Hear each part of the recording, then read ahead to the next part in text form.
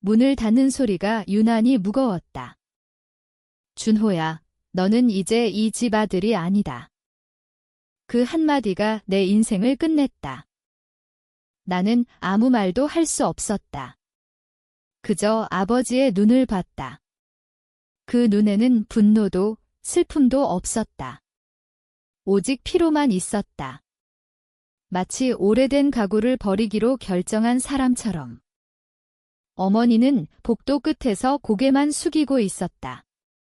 형준혁은 아버지 뒤에 서서 입가를 살짝 올리며 나를 바라봤다. 그 미소가 가장 아팠다. 회사에서 돈이 사라졌다. 수억 원 후 그리고 그 돈을 내가 여직원과 놀아나며 썼다는 소문이 돌았다. 증거는 완벽했다. 내 서명, 내 계좌 기록, 내와 그 여자 직원의 카톡 캡처. 나는 아무것도 한 게 없었다. 하지만 아무도 내 말을 듣지 않았다. 내가 잘못했으면 책임져야지 아버지가 말했다. 가족 명예가 더 중요해 어머니가 덧붙였다. 준혁은 아무 말도 하지 않았다. 그저 조용히 아버지의 팔을 잡으며 아버지, 진정하세요 라고 했다. 그 손이 내가 알던 형의 손이 아니었다. 그날 밤 나는 집에서 쫓겨났다. 빈 손으로. 은행 잔고는 동결됐고 카드는 정지됐다. 친구들은 전화를 받지 않았다. 연락 온 건 변호사뿐이었다. 합의금 내면 조용히 끝낼 수 있습니다. 나는 강남역 근처 원룸으로 들어갔다. 보증금도 없는 월세방. 냉장고는 비었고 창문 너머로 보이는 건 늘 불이 켜진 고층 빌딩들 뿐이었다. 밤마다 그 생각이 들었다. 죽으면 편해질까? 하지만 죽지 않았다. 죽을 용기조차 없었다. 그리고 입대 영장이 왔다. 이미 연기한 지 오래된 나이, 더 이상 미룰 수 없었다. 가족은 그 사실을 알자 안도하는 눈치였다. 군대 가서 정신 차려라의 아버지가 마지막으로 한 말이었다. 나는 백령도로 배치됐다. 가장 힘든 곳 중 하나. 그곳에서 처음으로 숨을 쉴 수 있었다. 아무도 나를 모르는 곳, 아무도 나를 배신하지 않는 곳. 첫 훈련 날, 나는 일부러 뒤처졌다. 총을 잘못 잡고 행군에서 넘어지고 고함을 들었다. 죽고 싶었다. 그냥 여기서 사고로 죽으면 모든 게 끝날 것 같았다. 그런데 누군가 내 팔을 잡아 끌어올렸다. 얘야, 박준호. 정신 차려. 강민석이었다. 같은 소대, 같은 반 키가 크고 말수가 적은 녀석. 그가 없었다면 나는 그날 산등성이에서 굴러 떨어졌을지도 모른다. 그 뒤로 민석은 늘 내 옆에 있었다. 말은 적었지만 밥은 나눠 먹었고 훈련 끝나면 담배 한 대씩 피웠다. 나는 처음으로 물었다. 왜 나 챙겨? 민석은 담배 연기를 뱉으며 대답했다. 너 눈이 죽어 있어서. 그 말 한마디가 나를 살렸다. 군대에서 21개월을 보내며 나는 많이 변했다. 몸은 단단해졌고 생각은 차분해졌다. 그리고 처음으로 깨달았다. 임랭은 아무것도 바꾸지 못한다. 제대 날 민석과 막걸리를 마셨다. 서울 돌아가면 뭐 할 거야? 그가 물었다. 나는 대답하지 않았다. 아직 결정한 게 없었다. 아니, 결정하고 싶지 않았다. 서울역에 도착한 날은 비가 왔다. 역 앞에서 택시를 기다리는데 우연히 준혁을 봤다. 고급 정장을 입고 새 차를 몰고 있었다. 조수석에는 예쁜 여자가 타고 있었다. 우리 회사 전 직원이었다. 그 소문이 당사자. 나는 고개를 숙였다. 준혁은 나를 보지 못했다. 그 순간 가슴속에 무언가가 딱딱하게 굳는 느낌이 들었다. 원룸으로 돌아왔다. 여전히 그 방이었다. 집주인이 새를 올리지 않은 게 기적이었다. 컴퓨터를 켰다. 오랜만에 인터넷을 뒤졌다. 준혁은 잘 나가고 있었다. 아버지가 물러나고 대표이사가 됐다. 회사는 확장했고 강남에 새 사옥을 얻었다. 뉴스 기사에는 젊은 경영인의 성공 신화라고 나왔다. 나는 기사를 하나하나 읽었다. 사진 속 준혁은 웃고 있었다. 아버지와 어머니도 함께 찍힌 사진이 있었다. 모두 행복해 보였다. 나는 화장실로 가서 토했다. 그날부터 나는 기록을 시작했다. 노트북에 파일을 하나 만들었다. 이름은 증거. 먼저 그 여자 직원을 찾았다. 이름은 이수연. 지금은 준혁 회사에서 비서실에 있다고 했다. 링크드인 프로필 사진에서 그녀는 여전히 예뻤고 미소가 밝았다. 나는 그녀에게 메시지를 보냈다. 익명 계정으로. 그때 일, 아직 기억해? 답장은 바로 왔다. 누구세요? 나는 더 보내지 않았다. 아직 때가 아니었다. 대신 과거로 돌아갔다. 사건 당시의 메일, 파일, 계좌 기록. 모두 삭제됐다고 생각했는데 백업이 남아 있었다. 클라우드에. 내가 잊고 있던 구글 드라이브. 거기에 이상한 점이 있었다. 돈이 빠져나간 날짜와 내 서명이 찍힌 문서의 수정 날짜가 달랐다. 누군가 나중에 조작했다. 나는 그걸 캡처했다. 하나하나. 밤마다 잠을 자지 않았다. 커피만 마셨다. 몸이 말랐지만 머리는 맑았다. 민석에게 전화했다. 제대 후 그는 부산으로 내려갔다. 얘야, 잘 지내? 너는? 나 복수하려고. 민석은 잠깐 침묵했다. 조심해. 그게 전부였다. 나는 조심했다. 서두르지 않았다. 우선 돈이 필요했다. 군대에서 모은 돈으로는 부족했다. 그래서 다시 일자리를 찾았다. 작은 IT 회사, 계약직. 월급은 적었지만 컴퓨터는 마음껏 쓸 수 있었다. 회사에서 나는 조용히 일했다. 누구와도 친해지지 않았다. 점심도 혼자 먹었다. 퇴근 후에는 증거 파일을 채웠다. 준혁의 SNS, 회사 공지, 세무 서류, 심지어 협력업체 리뷰까지. 조금씩 그림이 그려졌다. 준혁은 돈을 빼돌린 게 아니었다. 그는 돈을 빌렸다. 회사 자금으로 개인 투자를 했다. 부동산, 코인, 스타트업. 대부분 실패했다. 그래서 구멍을 메우기 위해 나를 희생양으로 만든 거였다. 나는 그 사실을 알았을 때 웃었다. 처음으로 크게 웃었다. 그리고 계획을 세웠다. 급하게 움직이지 않았다. 1년을 기다렸다. 1년 뒤 나는 준혁 회사 근처 카페에서 아르바이트를 시작했다. 바리스타. 현금 결제 많고 사람들 대화 듣기 좋았다. 준혁은 매주 금요일 그 카페에 왔다. 협력사 사람들과 미팅했다. 나는 그의 아메리카노를 타주었다. 늘 같은 메뉴. 설탕 없이. 그는 나를 알아보지 못했다. 머리를 짧게 자르고 안경을 쓰고 마스크를 했기 때문이다. 나는 그의 잔을 닦으며 대화를 들었다. 준혁은 여전히 돈이 부족했다.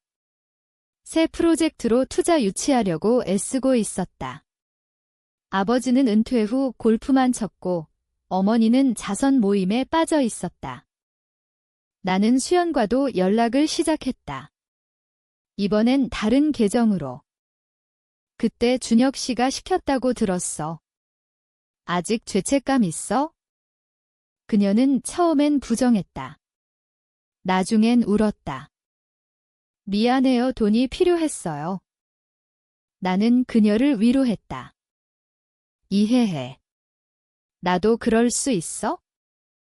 그리고 조금씩 정보를 얻어냈다. 준혁의 투자 내역, 비밀 계좌, 심지어 불륜 상대까지. 나는 그 모든 걸 기록했다. 그러던 어느 날 준혁이 카페에서 큰 소리로 전화했다. 그 돈 꼭 들어와야 해. 안 그러면 끝장이야. 나는 그 통화를 녹음했다. 그 뒤로 나는 움직였다. 먼저 국세청 홈택스에 익명 제보를 했다. 준혁의 개인 투자와 회사 자금 혼용 의혹. 조사는 바로 시작되지 않았다. 하지만 씨앗은 심어졌다. 다음은 언론이었다. 작은 경제 매체 기자에게 메일을 보냈다. 증거 일부만. 기사는 조용히 났다. 중소기업 대표의 불투명 경영이라는 제목. 실명은 안 나왔지만 업계 사람들은 알았다. 준혁의 투자 유치가 틀어졌다. 나는 그걸 보며 아무 감정도 느끼지 못했다. 분노도 쾌감도 없었다. 그저 해야 할 일을 하는 느낌. 민석에게 다시 전화했다. 이제 시작이야. 민석은 한숨만 쉬었다. 그리고 수연이 나를 찾아왔다. 카페로. 도와주세요. 준혁 씨가 무서워요. 나는 그녀를 위로했다. 어떻게 도와줄까요? 그녀는 준혁의 모든 비밀을 털어놨다. 비밀 금고 위치, 비밀번호, 심지어 아버지 몰래 빼돌린 돈까지. 나는 그걸로 마지막 조각을 맞췄다. 이제 돌이킬 수 없는 지점에 왔다. 조사가 시작됐다. 국세청, 검찰, 금융감독원. 준혁은 처음엔 버텼다. 변호사를 사고 언론에 반박 기사를 냈다. 하지만 증거가 너무 많았다. 나는 마지막 한 방을 준비했다. 수연이 준 금고에 들어간 서류들. 준혁이 아버지 서명까지 위조해서 빼돌린 돈의 증거. 나는 그걸 복사해서 아버지에게 직접 보냈다. 익명으로. 아버지는 처음으로 준혁을 의심했다. 가족 회의가 열렸다. 나는 그 사실을 수연에게서 들었다. 준혁은 아버지 앞에서 무릎 꿇었다. 울었다. 동생 탓이에요. 준호가 복수하는 거예요? 아버지는 믿지 않았다. 증거가 너무 명확했다. 회사 주가는 폭락했다. 협력사들은 계약을 파기했다. 은행은 대출 회수를 통보했다. 준혁은 결국 구속됐다. 횡령과 배임.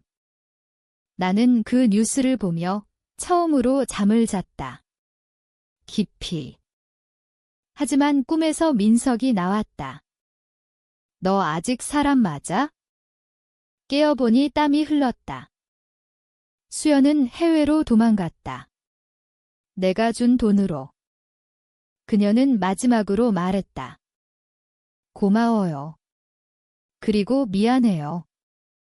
나는 대답하지 않았다. 아버지는 나를 찾아왔다. 원룸으로. 문을 열자 아버지는 늙어 보였다. 준호야, 미안하다. 나는 아버지를 안으로 들였다. 커피를 탔다. 준혁이 좋아하던 아메리카노. 아버지는 울었다. 준혁이가 다 잘못했어. 너를 그렇게 만든 게. 나는 아무 말도 하지 않았다. 그저 듣기만 했다. 아버지는 돌아갔다. 그 뒤로 연락이 없었다. 회사도 망했다. 아버지의 이름으로 된 재산도 압류됐다. 나는 그 모든 걸 멀리서 봤다. 그리고 처음으로 느꼈다. 공허함을. 준혁은 1심에서 8년을 선고받았다. 항소했지만 증거가 너무 많았다. 나는 법정에 가지 않았다. 방청객 명단에 내 이름이 올라갈까봐. 뉴스에서 준혁의 모습을 봤다. 수갑을 차고 머리를 푹 숙인 채. 예전에 그 자신감 있는 모습은 없었다. 어머니는 입원을 했다. 뇌졸중. 아버지는 혼자 살았다. 작은 원룸으로 이사 갔다. 나는 그 집 앞을 지나쳤다. 우연히. 아버지는 쓰레기를 버리러 나오고 있었다. 나를 보고 멈췄다. 우리는 서로를 한참 바라봤다. 아버지가 먼저 고개를 숙였다. 나는 그냥 지나쳤다. 민석이 서울로 올라왔다. 나를 만나러. 술을 마셨다. 끝났냐? 응. 기분이 어떠냐? 나는 대답하지 못했다. 민석은 말했다. 너 예전에 눈 죽어 있었다며? 지금도 그래? 나는 웃었다. 진심으로 우는 건 오랜만이었다. 그 뒤로 나는 회사를 그만뒀다. 돈은 충분했다. 준혁이 빼돌린 돈 중 일부를 내가 찾았다. 합법적으로. 피해자 보상 명목으로. 나는 여행을 다녔다. 제주, 부산, 강원도. 혼자. 밤마다 그 생각이 들었다. 이게 정말 내가 원하던 거였나? 준혁이 감옥에서 편지를 보냈다. 읽지 않았다. 찢었다. 어머니가 돌아가셨다는 소식을 들었다. 장례식에는 가지 않았다. 아버지가 다시 찾아왔다. 이번엔 병원 앞에서. 준호야, 나도 곧 갈 것 같아. 나는 아버지를 병실로 데려갔다. 아버지는 내 손을 잡았다. 미안하다. 나는 아무 말도 하지 않았다. 아버지는 그날 밤 돌아가셨다. 나는 장례식에 갔다. 상주로. 준혁은 호송차로 왔다. 수갑을 차고. 우리는 서로를 봤다. 준혁이 먼저 말했다. 너였지? 나는 대답하지 않았다. 장례가 끝나고 나는 집으로 돌아왔다. 빈집. 이제 모든 게 끝났다. 가족은 없다. 돈은 있다. 자유도 있다. 나는 창밖을 본다.